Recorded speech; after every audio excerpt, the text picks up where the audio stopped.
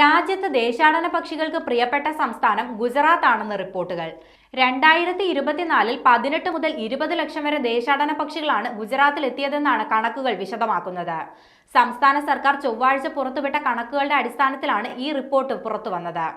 ലോക വന്യജീവി സംരക്ഷണ ദിനത്തിന് മുന്നോടിയായാണ് റിപ്പോർട്ട് തയ്യാറാക്കിയത്.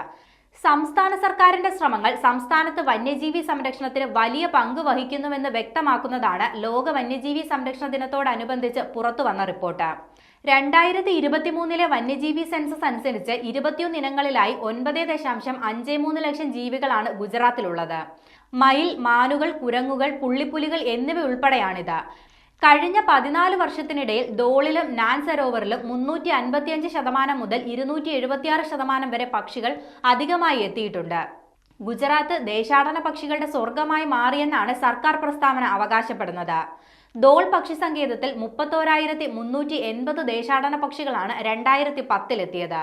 എന്നാൽ 2024 1.11 ലക്ഷം ദേശാടന പക്ഷികളിലേറെയാണ് ഇവിടേക്ക് എത്തിയത്.